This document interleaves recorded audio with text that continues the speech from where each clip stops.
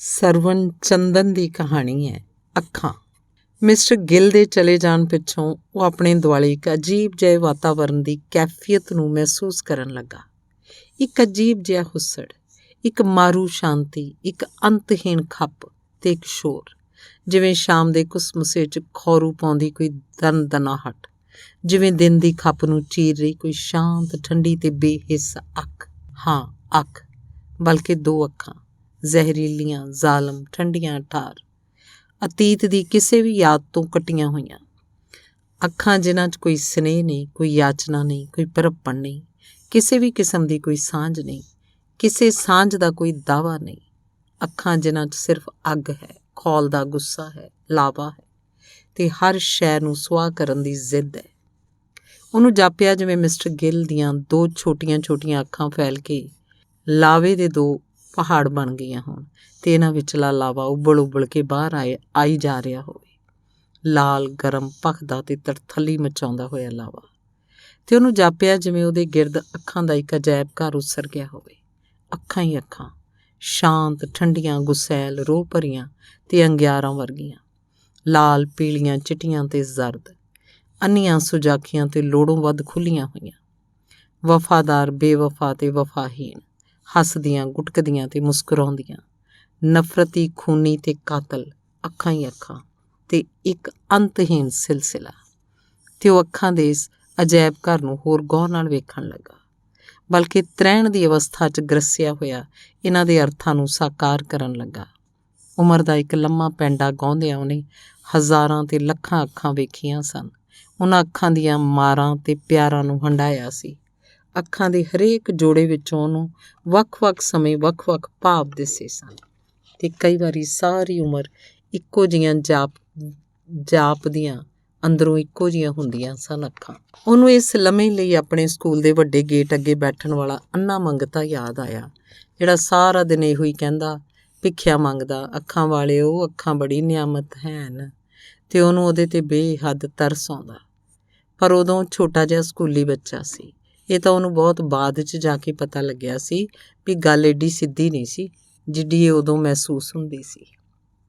ਹਾਂ, ਪਰ ਉਹਦੀਆਂ ਅੰਨੀਆਂ ਤੇ ਬੰਦ ਅੱਖਾਂ ਇੱਦਾਂ ਜ਼ਰੂਰ ਲੱਗਦੀਆਂ ਸੀ ਜਿਵੇਂ ਕਿਸੇ ਘਰ ਦੇ ਭੀੜੇ ਹੋਏ ਬੂਹੇ ਤੇ ਉਸ ਘਰ ਕੀ ਵਾਪਰ ਰਿਹਾ ਸੀ ਕਿਸੇ ਨੂੰ ਕੁਝ ਪਤਾ ਨਹੀਂ ਸੀ ਲੱਗਦਾ। ਉਹਨੂੰ ਆਪਣੀ ਮਾਂ ਦੀਆਂ ਅੱਖਾਂ ਯਾਦ ਆਈਆਂ, ਪਿਆਰ, ਮਮਤਾ ਤੇ ਸਨੇਹ ਨਾਲ ਲਬਾਲਬ ਭਰੀਆਂ ਹੋਈਆਂ। ਉਹਨੇ ਮਾਂ ਦੀਆਂ ਗੁਸੈਲ ਅੱਖਾਂ ਵੀ ਵੇਖੀਆਂ ਸਨ, ਪਰ ਉਸ ਤਰ੍ਹਾਂ ਦੀਆਂ ਗੁਸੈਲ ਨਹੀਂ ਸਨ।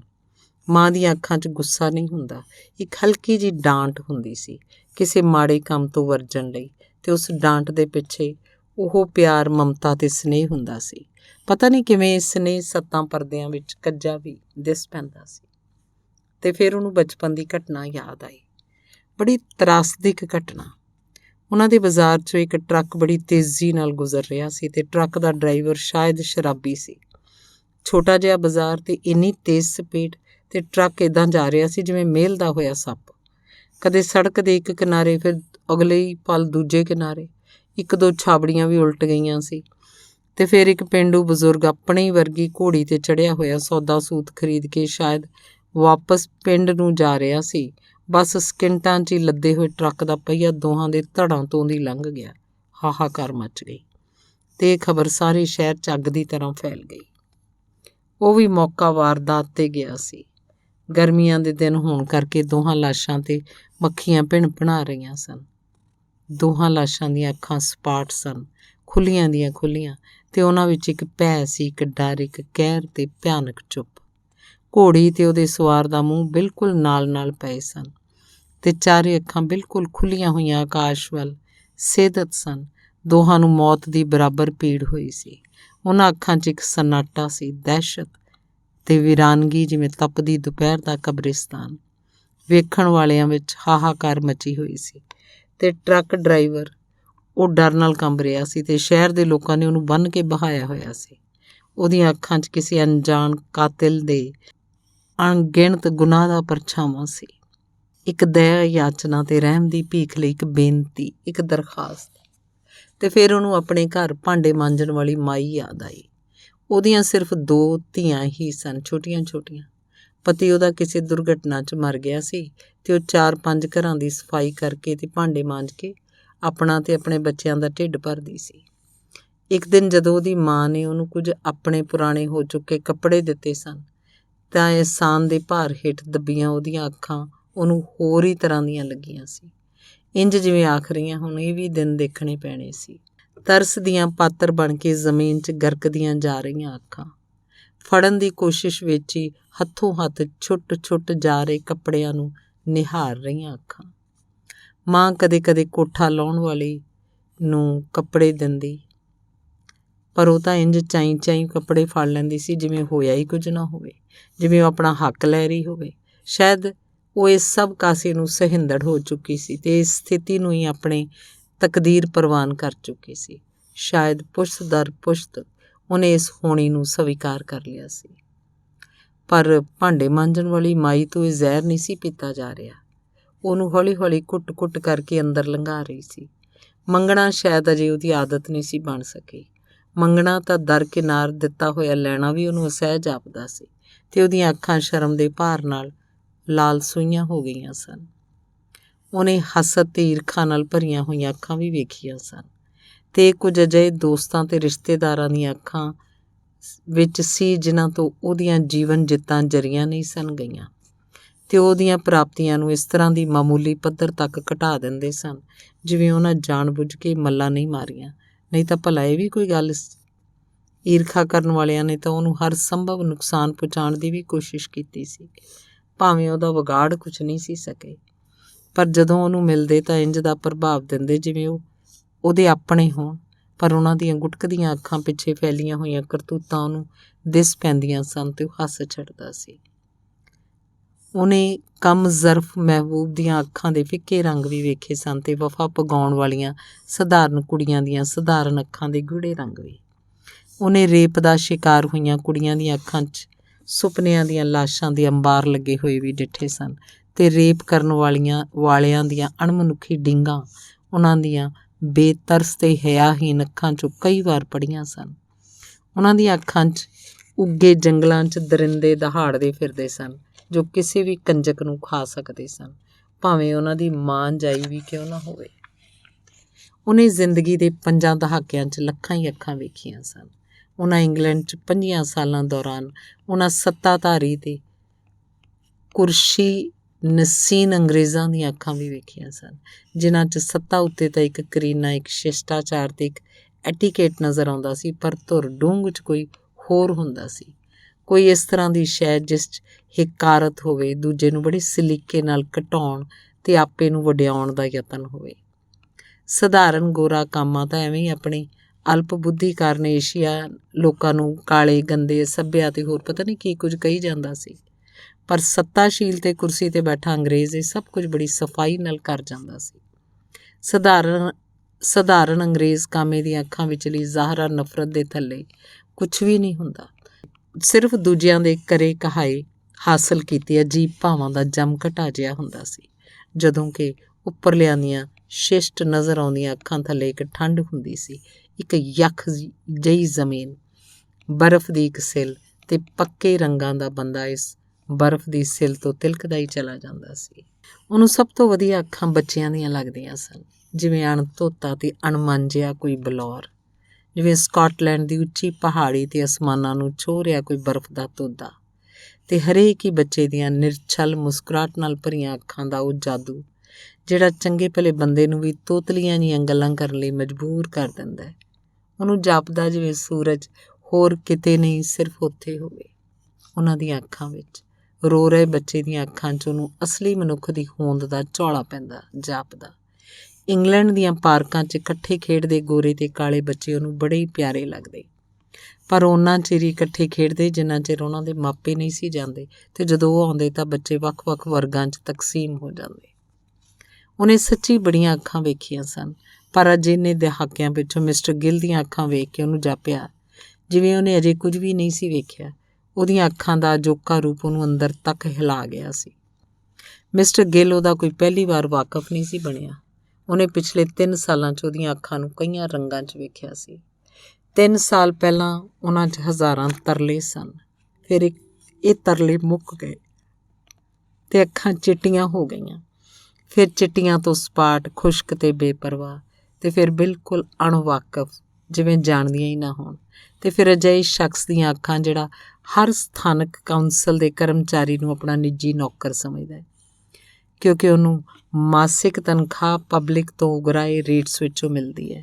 ਫਿਰ ਅੰਤ ਵਿੱਚ ਅਜਿਹੀਆਂ ਅੱਖਾਂ ਜਿਨ੍ਹਾਂ 'ਚ ਸਿਰਫ ਅੱਗ ਹੈ, ਖੌਲ ਦਾ ਗੁੱਸਾ ਹੈ, ਲਾਵਾ ਹੈ, ਹਰ ਸ਼ੈ ਨੂੰ ਸੁਆਹ ਕਰਨ ਦੀ ਜ਼ਿੱਦ ਹੈ।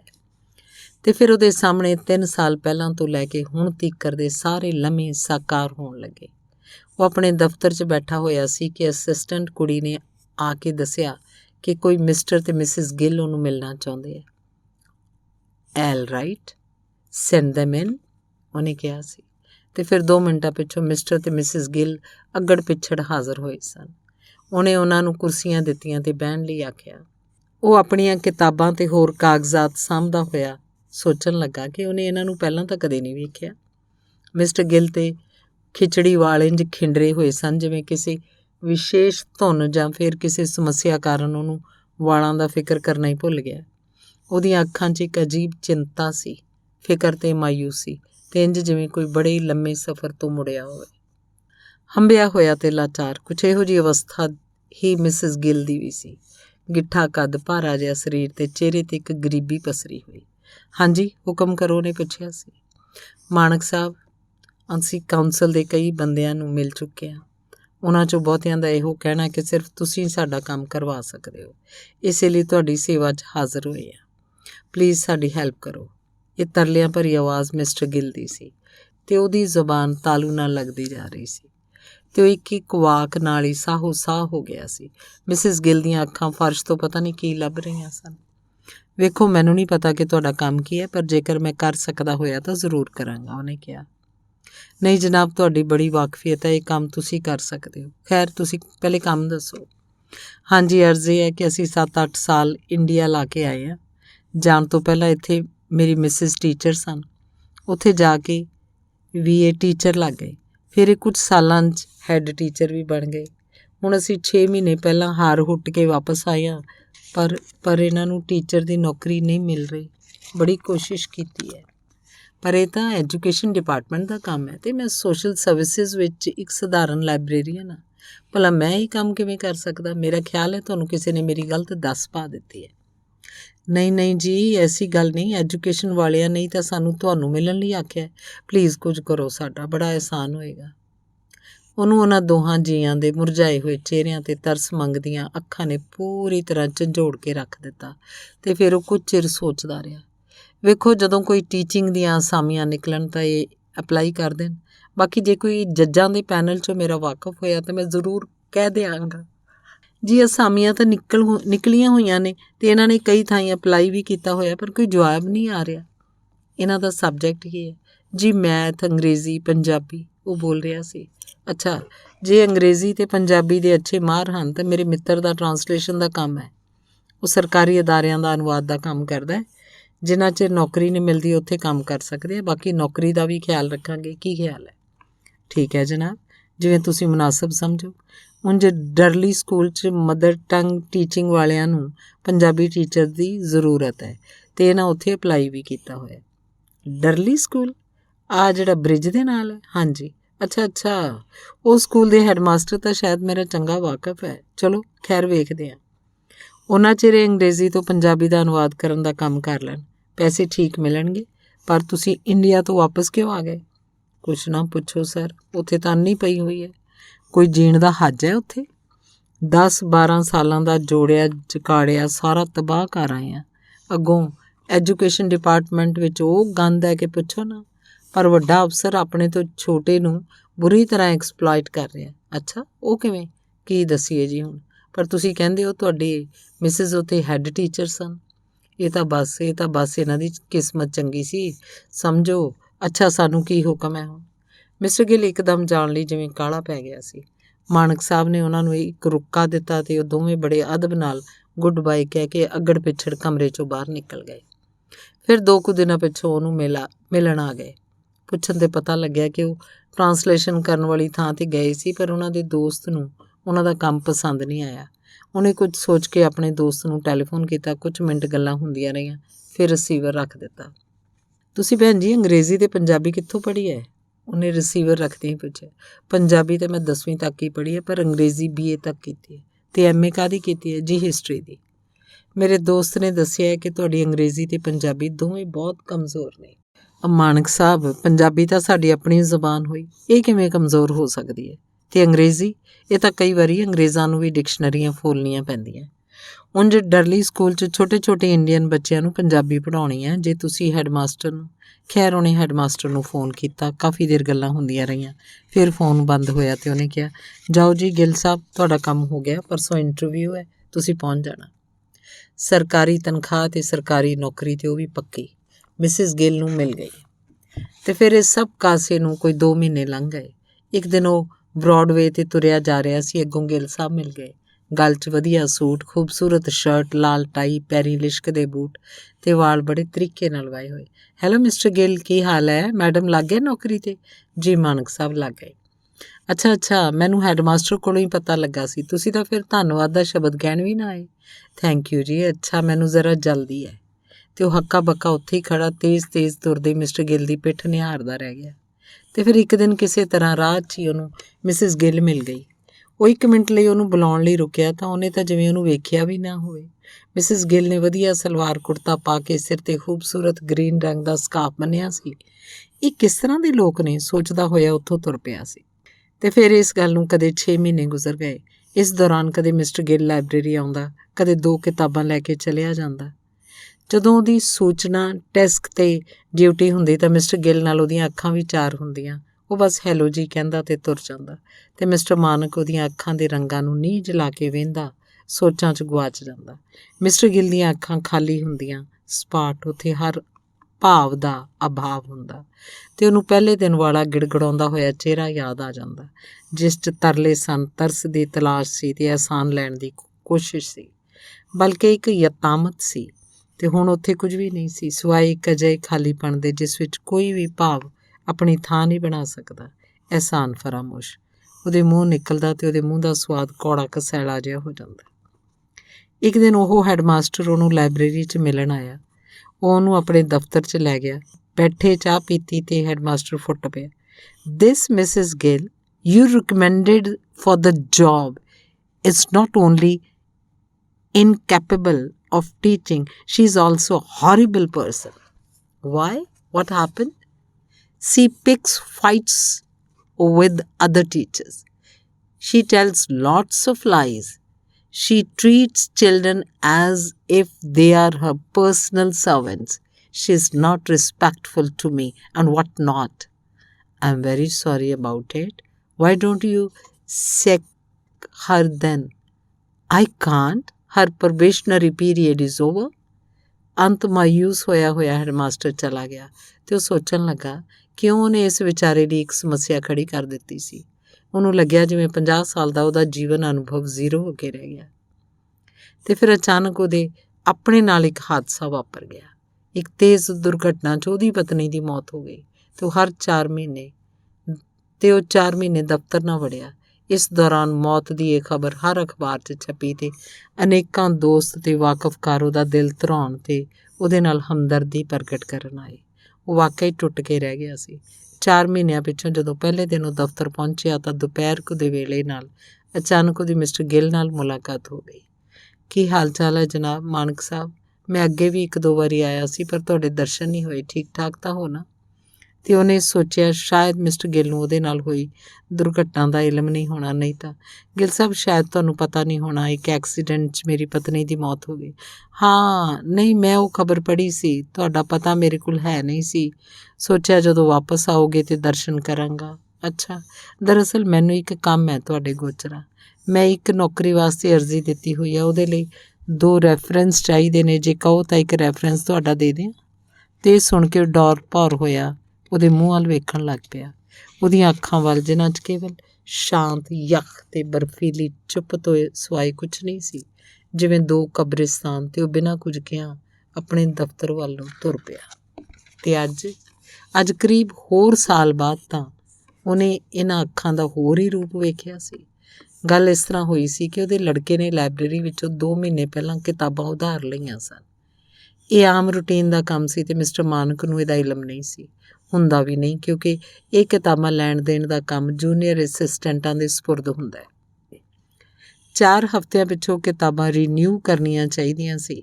ਮਿਸਟਰ ਗਿੱਲ ਦੇ ਲੜਕੇ ਨੇ ਨਹੀਂ ਕਰਵਾਈਆਂ, ਸ਼ਾਇਦ ਭੁੱਲ ਗਿਆ ਹੋਵੇਗਾ। ਅਤੇ ਅੱਜ ਸਵੇਰੇ ਜਦੋਂ ਉਹਨੇ ਕਿਤਾਬਾਂ ਰੀਨਿਊ ਕਰਾਉਣ ਲਈ ਫੋਨ ਕੀਤਾ ਤਾਂ ਲਾਇਬ੍ਰੇਰੀ ਅਸਿਸਟੈਂਟ ਨੇ ਦੱਸਿਆ ਕਿ ਕਿਤਾਬਾਂ ਓਵਰਡਿਊ ਹਨ ਅਤੇ ਹਰ ਕਿਤਾਬ 'ਤੇ 1 ਪਾਉਂਡ 40 ਪੈਂਸ ਦੇ ਹਿਸਾਬ ਨਾਲ 14 ਪਾਉਂਡ ਕੁੱਲ ਜੁਰਮਾਨਾ ਦੇਣਾ ਪੈਣਾ ਹੈ। ਇਹ ਵੀ ਰੂਟੀਨ ਦਾ ਕੰਮ ਸੀ ਅਤੇ ਅਸਿਸਟੈਂਟਾਂ ਨੇ ਕਰਨਾ ਸੀ। ਸੀਨੀਅਰ ਲਾਇਬ੍ਰੇਰੀਅਨ ਨੂੰ ਇਹਦਾ ਪਤਾ ਵੀ ਨਹੀਂ ਹੁੰਦਾ। ਪਰ ਜਦੋਂ ਮਿਸਟਰ ਗਿੱਲ ਦਾ ਮੁੰਡਾ ਅਤੇ ਉਹਦੀ ਭੈਣ ਲਾਇਬ੍ਰੇਰੀ ਅਸਿਸਟੈਂਟ ਨੂੰ ਟੈਲੀਫੋਨ 'ਤੇ ਸ਼ਾਊਟ ਕਰਨ ਲੱਗੇ ਤਾਂ ਅੱਕ ਕੇ ਉਹਨੇ ਮਿਸਟਰ ਮਾਣਕ ਨੂੰ ਸੱਦ ਲਿਆ। ਮੁੰਡਾ ਅਤੇ ਕੁੜੀ ਕਹਿ ਰਹੇ ਸਨ ਕਿ ਉਹਨਾਂ ਨੇ 4 ਹਫ਼ਤੇ ਪਹਿਲਾਂ ਕਿਤਾਬਾਂ ਰੀਨਿਊ ਕਰਵਾਈਆਂ ਸਨ, ਪਰ ਕੰਪਿਊਟਰ ਦੀ ਗਲਤੀ ਕਰ ਗਿਆ। ਮਿਸਟਰ ਮਾਣਕ ਨੂੰ ਨਹੀਂ ਪਤਾ ਕਿ ਮਿਸਟਰ ਗਿੱਲ ਦੇ ਮਿਸ ਗਿੱਲ ਕੌਣ ਸਨ। ਖੈਰ, ਉਹਨੇ ਉਹਨਾਂ ਨੂੰ ਕਿਹਾ ਕਿ ਤੁਸੀਂ ਕਿਤਾਬਾਂ ਵਾਪਸ ਲੈ ਕੇ ਆਓ ਤਾਂ ਕਿ ਸਾਰਾ ਕੁਝ ਸੌਟ ਆਊਟ ਹੋ ਸਕੇ। ਸ਼ਾਮ ਨੂੰ ਮਿਸਟਰ ਗਿੱਲ ਆਪ ਉਹ ਕਿਤਾਬਾਂ ਲੈ ਕੇ ਕਾਊਂਟਰ 'ਤੇ ਖੜ੍ਹੇ ਸਨ। ਅਸਿਸਟੈਂਟਾਂ ਤੋਂ ਮਸਲਾ ਹੱਲ ਨਾ ਹੋ ਸਕਿਆ ਤਾਂ ਉਹਨਾਂ ਸੀਨੀਅਰ ਲਾਇਬ੍ਰੇਰੀਅਨ ਮਿਸਟਰ ਮਾਣਕ ਨੂੰ ਦਫ਼ਤਰੋਂ ਬੁਲਾ ਲਿਆ। ਉਹਨੇ ਕਿਤਾਬਾਂ ਵੇਖੀਆਂ, ਉਹ ਪੁਰਾਣੀ ਡੇਟ ਹੀ ਪਈ ਸੀ ਅਤੇ ਹੇਰਾਫੇਰੀ ਨਾਲ ਜਿਹੜੀ ਨਵੀਂ ਡੇਟ ਉਹਨਾਂ ਪਾਈ ਸੀ ਉਹ ਕੈਲੰਡਰ ਦੇ ਹਿਸਾਬ ਨਾਲ ਗਲਤ ਸੀ। ਫਿਰ ਕੰਪਿਊਟਰ ਵਿੱਚ ਇਸ ਨਵੀਂ ਪਈ ਡੇਟ ਦੀ ਕੋਈ ਸੂਚਨਾ ਨਹੀਂ ਸੀ। ਵੇਖੋ ਗਿੱਲ ਸਾਹਿਬ, ਸਾਰੇ ਰਿਕਾਰਡ ਅਤੇ ਕੰਪਿਊਟਰ ਅਨੁਸਾਰ ਇਹ ਕਿਤਾਬਾਂ ਵੇਲੇ ਸਿਰ ਰੀਨਿਊ ਨਹੀਂ ਕਰਵਾਈਆਂ ਗਈਆਂ, ਇਸ ਲਈ ਇਹ ਜੁਰਮਾਨਾ ਤਾਂ ਤੁਹਾਨੂੰ ਦੇਣਾ ਹੀ ਪੈਣਾ। ਉਂਝ ਜੇ ਤੁਸੀਂ ਚਾਹੋ ਤਾਂ ਬਾਹਰੋਂ ਲਾਇਬ੍ਰੇਰੀਅਨ ਨੂੰ ਸ਼ਿਕਾਇਤ ਕਰ ਸਕਦੇ ਹੋ, ਪਰ ਅਸੀਂ ਜਾਂ ਸਾਡਾ ਸਟਾਫ ਕੁਝ ਨਹੀਂ ਕਰ ਸਕਦੇ। ਦੇਖੋ ਮਾਣਕ ਸਾਹਿਬ, ਤੁਸੀਂ ਮੇਰੇ ਪੁਰਾਣੇ ਜਾਣਕਾਰ ਹੋ, ਮਿੱਤਰ ਹੋ, ਮੈਂ ਕਦੀ ਝੂਠੀ ਗੱਲ ਕਰ ਸਕਦਾ? ਕਿਤਾਬਾਂ ਬੱਚਿਆਂ ਨੇ ਮੇਰੇ ਸਾਹਮਣੇ ਟੈਲੀਫੋਨ 'ਤੇ ਰੀਨਿਊ ਕਰਵਾਈਆਂ ਸਨ, ਪਰ ਤੁਹਾਡੇ ਕੰਪਿਊਟਰ ਨੇ ਨੋਟ ਨਹੀਂ ਕੀਤੀਆਂ। ਤੁਸੀਂ ਸੀਨੀਅਰ ਲਾਇਬ੍ਰੇਰੀਅਨ ਹੋ, ਪਲੀਜ਼ ਮੇਰਾ ਵਿਸ਼ਵਾਸ ਕਰੋ। I am sorry mister Gill, I can't do anything at all. ਅਤੇ ਬਸ ਉਹਦੇ ਇੰਨਾ ਹੀ ਕਹਿਣ ਦੀ ਢਿੱਲ ਸੀ ਕਿ ਮਿਸਟਰ ਗਿੱਲ ਦੀਆਂ ਅੱਖਾਂ ਦੇ ਰੰਗ ਬਦਲ ਗਏ। ਉਹ ਲਾਵੇ ਦੇ 2 ਪਹਾੜ ਬਣ ਗਈਆਂ। ਲਾਲ ਅਤੇ ਸੁਰਖ ਲਾਵਾ ਉਹਨਾਂ 'ਚੋਂ ਵਹਿਣ ਲੱਗਾ। ਤੁਸੀਂ ਸਮਝਦੇ ਕੀ ਹੋ ਆਪਣੇ ਆਪ ਨੂੰ? ਮੈਂ ਉੱਥੋਂ ਤੱਕ ਪਹੁੰਚਾਂਗਾ ਜਿੱਥੇ ਤੁਹਾਡੇ ਫਰਿਸ਼ਤੇ ਵੀ ਨਹੀਂ ਪਹੁੰਚ ਸਕਣ, ਭਾਵੇਂ ਮੇਰਾ 10,000 ਪਾਉਂਡ ਕਿਉਂ ਨਾ ਖਰਚ ਹੋ ਜਾਏ। ਤੁਸੀਂ ਹੋ ਕੀ? ਮੈਂ ਤੁਹਾਡੇ ਉੱਤੇ ਅਤੇ ਤੁਹਾਡੀ ਲਾਇਬ੍ਰੇਰੀ 'ਤੇ ਮੁਕੱਦਮਾ ਕਰਾਂਗਾ, ਤੁਹਾਨੂੰ ਅਦਾਲਤ 'ਚ ਲੈ ਕੇ ਜਾਵਾਂਗਾ। ਲਾਹਨਤ ਹੈ ਤੁਹਾਡੇ ਰਿਕਾਰਡਾਂ 'ਤੇ ਅਤੇ ਤੁਹਾਡੇ ਕੰਪਿਊਟਰ 'ਤੇ। ਮੈਂ ਤਾਂ ਤੁਹਾਨੂੰ ਆਪਣਾ ਦੋਸਤ ਸਮਝਦਾ ਸੀ, ਪਰ ਤੁਸੀਂ ਤਾਂ ਬੇਹੱਦ ਘਟੀਆ ਆਦਮੀ ਨਿਕਲੇ। Bloody shame on you, I'll teach you ਆ ਲੈਸਨ। ਮਿਸਟਰ ਗਿੱਲ ਫੁੰਕਾਰੇ ਛੱਡ ਰਿਹਾ ਸੀ, ਇੰਝ ਜਿਵੇਂ ਕੋਈ ਨਾਗ ਅੱਗ ਉਗਲ ਰਿਹਾ ਹੋਵੇ।